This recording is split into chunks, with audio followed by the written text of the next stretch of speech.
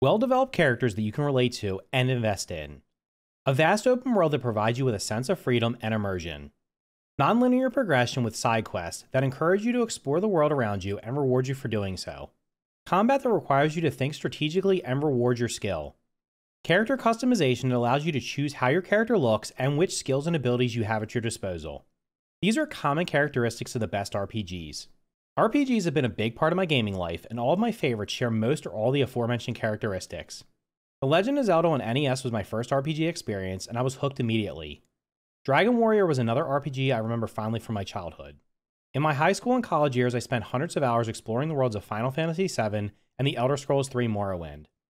Later on, I played more games in both series, as well as many of the Dragon Quest games, but eventually I gravitated towards other gaming genres, most notably FPS games, since that's what most of my friends were playing. It wasn't until a few years ago that I jumped back into RPGs with The Legend of Zelda Breath of the Wild and Dragon Quest XI. I only played Breath of the Wild for about 5 or 10 hours. Dragon Quest XI I spent 50 or 60 hours in before putting it aside. Both were great games, but I got bored of them before finishing either. Since then, and if you follow my channel here on YouTube, you'll notice that I've been spending most of my time playing survival and tower defense games. I honestly didn't think I'd ever play another RPG. I even tried to play the original Final Fantasy VII a few years ago, a game I still consider one of my top 5 favorite games of all time, but after a few hours I lost interest. As with other things in life, I just chalked it up to my taste changing. RPGs were a thing of the past, a gaming genre I'd likely never revisit. So why am I making this video on a new RPG game? It turns out that I am in fact not bored of RPGs. I just needed the right RPG to come along and reinvigorate my interest in the genre. Perhaps you are in the same position, or maybe you're just looking for an honest take on Hogwarts Legacy. In either case, that's what you'll be getting in this video. I'm going to be letting you know if Hogwarts Legacy is worth playing. I've been playing Hogwarts Legacy on PC via Steam. My PC specs are a 2060 Super GPU, a Ryzen 7 3700X CPU, and I have 32 GB of RAM. To avoid spoilers, the footage you've seen to this point, and for the rest of the video, will be pre-release trailers and gameplay videos from the developers. It may come as little surprise that I'm a huge fan of the Harry Potter series and the wizarding world in which it and Hogwarts Legacy are set.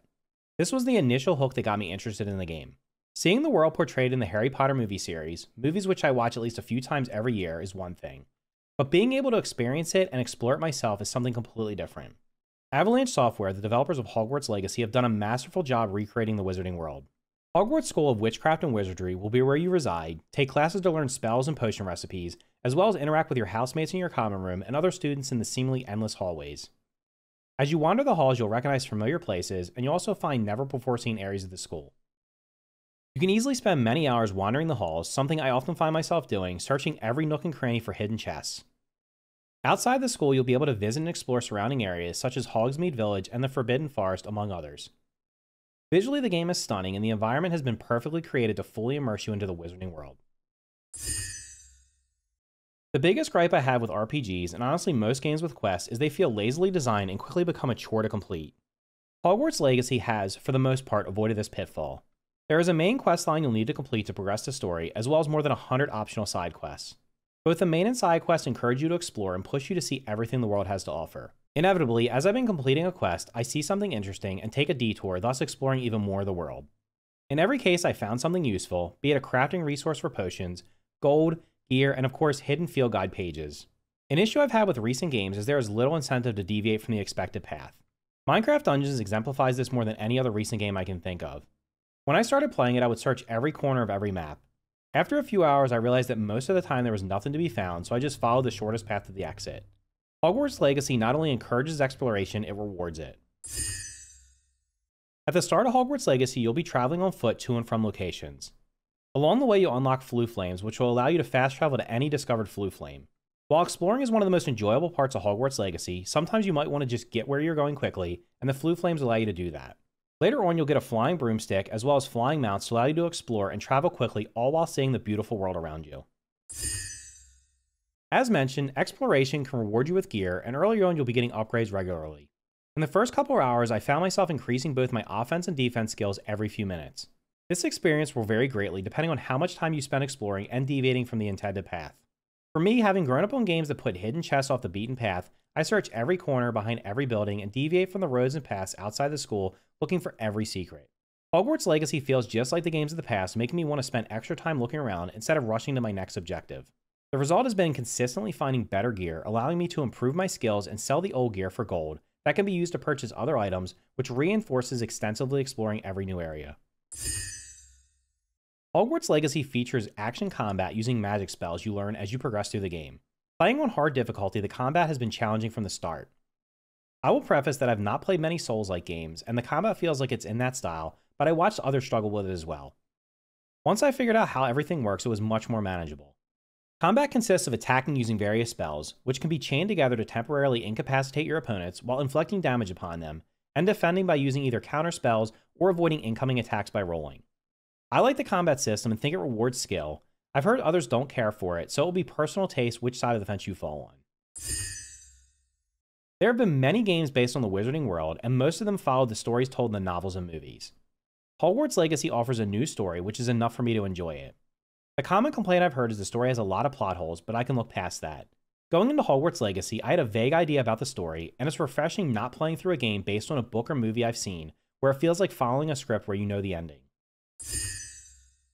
If you are into character customization and/or decorating your surroundings, Hogwarts Legacy will definitely appeal to you.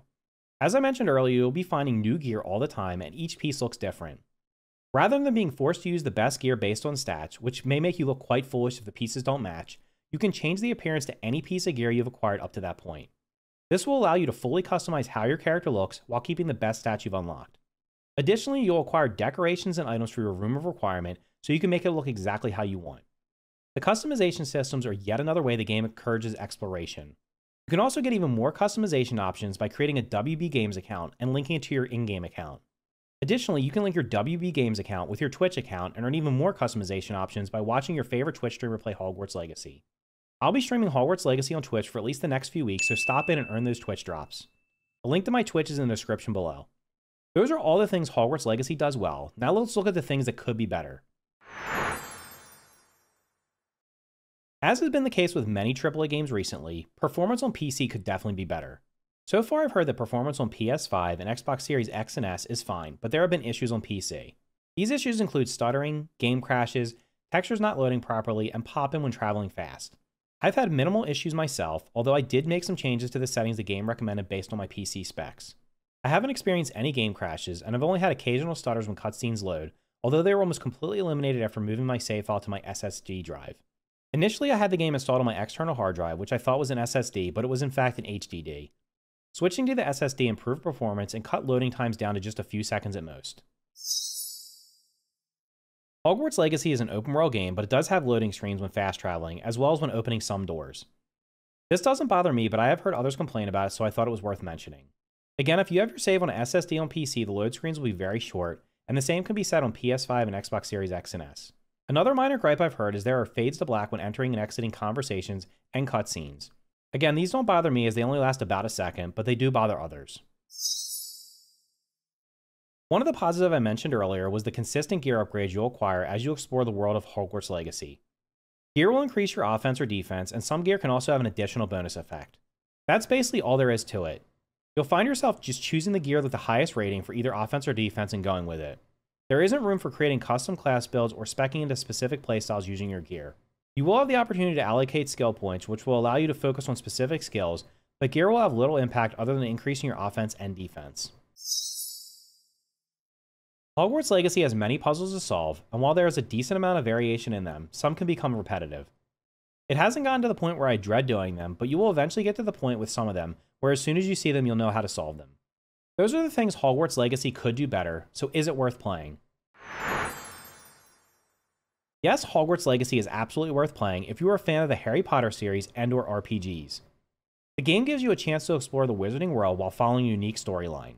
The main and side quests encourage exploration, and that exploration always feels rewarding because you'll not only be upgrading your gear, you'll also be seeing many places that have never been seen before. The combat is fun and rewarding, offering many different spells and combinations to choose from. If you're into customization, you'll be able to fully customize how your character looks, as well as how your room of requirement is decorated. As mentioned, the game seems to be running smoothly on consoles, and hopefully the Day 1 patch will improve performance on PC for those having issues. The only letdown is gear doesn't really have much impact on gameplay outside of stat boosts, so there won't be much build diversity. If you know me, you know I often criticize games for being overpriced, especially AAA games. I can confidently say Hogwarts Legacy is worth the asking price. You will easily get both the time and enjoyment from it to justify the $60 to $80 price you'll pay, depending on the platform and edition you choose. If you found this video helpful, make sure to click the like button, and here's a video where I take a couple of sorting hat quizzes to see which Hogwarts house is right for me that you might enjoy as well.